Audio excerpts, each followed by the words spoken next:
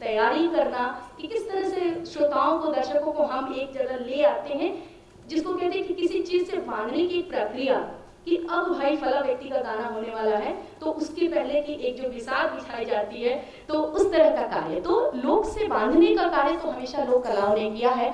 और बहुत से विद्वानों ने कहा कि जब लोक नाट्य, लोक संस्कृति, लोक परंपराओं की बात हम करते हैं तो ये कहीं और से नहीं आता है, ये तो हमारे लोक में ही प्रचलित परंपराओं, आस्थाओं, रीति रिवाजों, लौकिकता, सबसे उसी से आया है, उसी के बीच से आया है, उसी का हम जिसको कहते हैं, कल बात आई थी अनुकरण, पदार्थानुकरणम, तो जो पदार्थ है जो है उसी का अनुकरण हम लोग कलाओं के माध्यम से लोगों के लिए हम खुद लोग बन जाते हैं और उनके बीच में जाते हैं और प्रस्तुत करते हैं। वहाँ हम वही हो जाते हैं, जैसे कि अगर दुष्यंत शकुंतला का चल रहा है तो दर्शक दीर्घा में, श्रोता दीर्घा में बैठा हुआ हर व्यक्ति अपने आप को दुष्यंत और शकुंतला समझने लगता है और उस दुख से, उस सुख से खुद को जोड़ने लगता है। तो लोक कलाओं की तो ये एक विशेषता रही है। और मैं अब थोड़ी सी बात मैं करना चाहती हूँ, अगर जिस तरह से आपने बताया कि पुरुष ही महिलाओं का वेश बनाकर इस नगर में मतलब कि सारी वो करते हैं, हमारे यहाँ पूर्वी उत्तर प्रदेश और बिहार में एक बहुत ही विशेष, जिसको कहते हैं कि महिला प्रधान एक लोक संस्कृति है, जिसको कहते हैं नकटा। अवध में नकटौरा, कहीं कहीं जलुआ, और उसी के समकक्ष डोमकच। और वो उस का रंगमंच, वो घर का आंगन, वो चबूतरा, वो दलान ही होता है। जब लड़के की बारात विदा हो जाती है और घर की महिलाएं बस जब उस घर में रह जाती हैं, तो पूरे गांव की सुरक्षा का भार जो है उस महिलाओं के कंधों पर रहता है।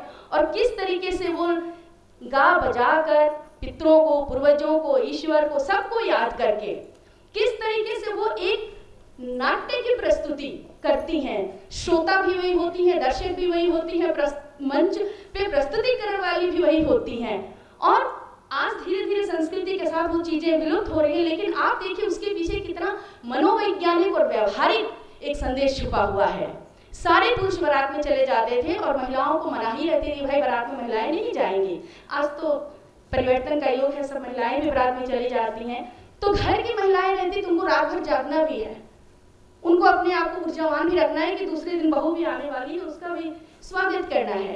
तो किस तरीके से वो संगीत के माध्यम से उस दलान को, उस आंगन को रंगमंच बनाती थी, स्वयं वो कुछ एक तरह का स्वांग रचती थी, जिसमें महिलाएं कभी पंडित का रोल बना लेती थी, अपने आप को सजा लेती थी, कभी वो वैद्य का रोल, किसी को प्रसव पीड़ा हो रहा है उसको भी प्रसव कराना है, तो कोई दाई की भूमिका में भी है।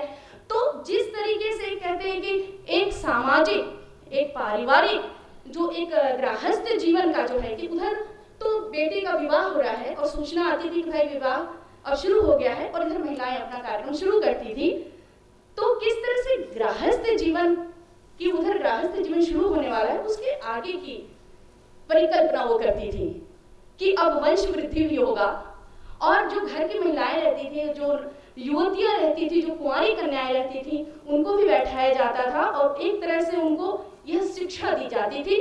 और जो परंपराओं का निर्वाह वो कर रही हैं, वह निर्वाह एक दूसरी पीढ़ी को हस्तांतरित करती थी। तो मैंने पूछा भाई गाया क्या जाता है, तो बहुत लोग ने बताया क्या गाया जाता है, गाली गाया जाता है। अरे भाई गाली गाया जाता है, किसको गाली दिया जाता है? तो भाई एक दो पक्ष हो जाता है, एक घर की बहुओं का और एक घर की लड़कियों का। तो भाई हमेशा से आप लोग गीतों में देखेंगे ननद भौजाई, सास ननद एक तरफ हो गई और भौजाई देवरानी जेठानी एक तरफ हो गए, तो एक वो कटाक्ष, लेकिन इतना खूबसूरत रिश्तों को बांध कर रखने का वो गाली, ये नहीं कि अभद्रता या इस तरह का। तो ये एक रंगमंच जो आज हम स्त्री वंदन करते हैं और स्त्री आरक्षण की बात करते हैं, आप देखिए अपने कंधे पर लेकर स्त्रियों ने कितनी मौखिक परंपराओं को ढोकर आगे ले आई हैं और अपनी जनरेशन को दे रही हैं। तो ये नकटा जो है स्त्री प्रधान जो है, और बहुत से झूमर गीत गाए जाते हैं, सोहर गाया जाता है, खिलौना गाया जाता है, बहुत से जिसमें ननद भौजाई एक दूसरे को बोलती हैं। तो मैं बहुत समय नहीं लूँगी क्योंकि समय बहुत हो गया, मेरी जिम्मेदारी है। तो मैं सीधे मैं अपने बहुत ही परम आदरणीय लोकेन्द्र त्रिवेदी जी को आमंत्रित करती हूँ। आपके लिए कुछ भी कहना मेरे लिए संभव नहीं। आपने बहुत पुरस्कार प्राप्त किया, आपने बहुत कार्य किया है थिएटर को लेकर, ड्रामा को लेकर, मंच के आप इतने उत्कृष्ट कलाकार हैं। मैं आपके बारे में क्या ही बोलूं, बस आपको सुनने की इच्छा पूरे दर्शक दीर्घा को है, तो मैं आपको आमंत्रित करती हूँ बहुत प्रेम से।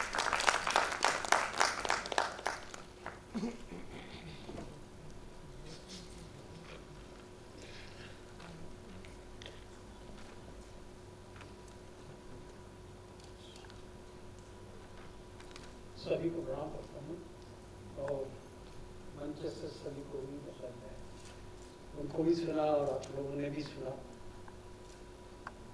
मैं चाह रहा था कि मार्च में बोलूं, लेकिन कुछ मतलब के जिम्मेदारियां और भी जान डाल दी गई, तो उसके ऊपर भी मुझे लगता है कि थोड़ा सा प्रकाश डालना बहुत जरूरी है। मनुष्य की सभ्यता के साथ ही कहीं ना कहीं जो डर थे कि जंगल में रहते हैं, पशु पक्षी वेदर तरह तरह के खतरों के बीच में जब हम थे तो अकेले थे, तब हमें डर लगता था हर एक चीज से, भूख से, प्यास से। तो समूह में रहने दे, हमने देखा कि जंगली जानवर भी समूह में रहते थे, तो उनसे हमने सीखा कि हम भी अगर समूह में रहेंगे तभी सुरक्षित रहेंगे। और वही हमें मतलब कि बहुत कुछ मतलब कि ये भाषा, बोलना, नाचना, गाना, गीत, संगीत, रिचुअल, परंपराएं वगैरह मिले। अगर हम देखें कि भीमबेटका के अंदर देखें तो हमें सबसे पहले शिकार नृत्य के बारे में चित्रांकन मिलता है वहाँ। और वो शिकार नृत्य जो है एक तरह से हमारे यहाँ पे माड़िया जनजाति के अंदर होता है माओ पाटा के रूप में। माओ पाटा एक ऐसा फॉर्म है जिसके अंदर माओ का मतलब होता है भैंसा, और उसकी शिकार करने के लिए सामूहिक लोग निकले हैं तो उसका इनेक्टमेंट किया जाता था। पहले तो वो करके आते थे, शिकार करके आ गए, लेकिन जो लोग रह गए थे जिन्होंने नहीं देखा, तो वहाँ अग्नि या जो भी मतलब के चीज़ें खाने के पहले वो उसका इनेक्टमेंट करते थे। सबसे पहला हमारे यहाँ पर एक हमारे भारत देश के अंदर, जैसे तो दुनिया के अंदर भी मतलब के तरह तरह के चीज़ें नाट्य उद्भव के अंदर, लेकिन शिकार जो है वो एक प्रमुख वो था और हमें सबको एक करता था। तो वहाँ से देखें तो वो हम कहेंगे वो एक तरह से वो सारी परंपराएं जो है अनुष्ठानिक परंपराएं। सबसे पहले अगर हम देखेंगे 20 लाख साल पहले ज़्यादातर जो आज परफॉर्मेंस दिखाया हमारे शेष भाई ने, वहाँ देश पांडे जी ने, वो एक तरीके का अनुष्ठानिक नृत्य है जो कि वहाँ पे सामूहिकता का बोध है। वहाँ पर परफॉर्मेंस से भी ज़्यादा समूह के अंदर आनंद की एक प्राप्ति करना मकसद है। तो कहीं ना कहीं वो एक मतलब रूप हमारे सामने सबसे पहले आता है जब मनुष्य थोड़ा सिविलाइज हुआ और मतलब देखा कि उसमें वैदिक पीरियड आया। जब तक मतलब हम थोड़े थोड़े चीज़ों के जानने समझने लगे थे, तो हम देखते हैं कि वहाँ वैदिक पीरियड के अंदर कुछ स्वरों के बारे में हमें मतलब पहली बार ज्ञान होने लगा। सामूहिक रूप से ऋग्वेद के जो मंत्र जी का उच्चारण करते तीन स्वरों के अंदर पूरी की पूरी मतलब कथा उसके अंदर। लेकिन वहाँ पे इंद्र भी है, वहाँ पे जल भी है, वायु भी है, अग्नि भी है। वो जो आप बोल रहे थे पंच तत्व के बारे में, कि सारे के सारे तत्व वहाँ पर मौजूद थे। लेकिन यहाँ पे क्लासिफिकेशन भी आ रहा था, जो एक वो अल्लड़ता थी उस रिचुअलिस्टिक फॉर्म के अंदर, उससे अलग एक चीज ये डेवलप हो रही थी। और थोड़ा सा वक्त गुजरा तो 5 स्वर हमें मिलते हैं यजुर्वेद के अंदर। गणानां गणावधिकुं भवामहे प्रियाणां, 5 ही स्वर है। और सामवेद काल तक आते हैं तो वहाँ पे वो जैसे आह्वान के बारे में मतलब कह रहे थे कि आह्वान करते हैं हमारे रिचुअल के अंदर, आह्वान करते हैं वो हम देखते हैं वहाँ पे 7 स्वर आ चुके हैं सामवेद के अंदर। षडजग्रामी पद्धति है वो, साम का मतलब है षडजग्रामी पद्धति और मध्यमग्रामी पद्धति। षडजग्रामी जो पद्धति है वो शैव परंपरा से है, और मध्यमग्रामी पद्धति जो है वो मातृका से, मातृ शक्ति से है। तो ये उन दोनों को मिला के जो एक स्वरूप बना था वो सामवेद था। तो सामवेद के अंदर हमें 7 वो स्वरों के बारे में पहली बार मतलब पता चलता है। वो 7 से भी ज़्यादा धीरे धीरे हम उसके उत्तर वाले हिस्से में जाते तो हमें पता चला कि श्रुतियाँ भी महत्वपूर्ण वो रखती है। हम शायद सेंसेस डेवलप हो रहे थे हमारे, सुनने के, देखने के, चखने के, सूंघने के, जो पंच महाभूत हमारे शरीर के अंदर रहते हैं, वो पंच महाभूत भी अपने एक सक्रिय रूप के अंदर हमारे सामने आते जा रहे थे। और इसलिए मतलब कि क्या होता है, क्लासिफिकेशन को और ज़्यादा क्लासिफिकेशन की जरूरत थी, तो नाट्य शास्त्र आया हमारे सामने। वहाँ लोक धर्मी परंपरा सबसे पहले वो अनुष्ठानिक थी, नाट्य धर्मी बाद में आया, क्योंकि वो हमने जो क्लासिफिकेशन से सीखा था तो उसके दो हिस्से बराबर बनाए गए, एक नाट्य लोक धर्मी था, दूसरा नाट्य धर्मी। और उसकी वजह से हम देखते हैं कि 3000 साल पहले लगभग नाट्य शास्त्र का आकार हमें देखने सुनने को मिलता है। उसी के वक्त में अगर हम देखें तो हमारे और भी जो धर्म विकसित हो रहे थे, जैन धर्म था या बौद्ध धर्म था, अभी भी आप देखिए कि हमारे पूरा हिमालयन क्षेत्र जो है उसके अंदर बुद्ध की जो जातक कथाओं का परफॉर्मेंस होता है, चाहे वो धर्मशाला हो, चाहे हेमिस लद्दाख में हो, चाहे मतलब सिक्किम के अंदर हो, चाहे अगर अरुणाचल प्रदेश का कहीं तक भी चले जाए, वो अभी भी, लेकिन उसको हमें अभी तक भी हमारा हिस्सा नहीं माना, लेकिन वो परंपरा है बुद्ध जातक कथाओं पे जो परफॉर्म की जाती है और आज भी की जाती है। और बहुत सारी जो कह रहे हैं हम ट्रेडिशन, बहुत सारी चीज़ों को छोड़ते हुए नई चीज़ों के साथ में मतलब उनको परफॉर्मेंस को अभी होते हुए देख रहे हैं।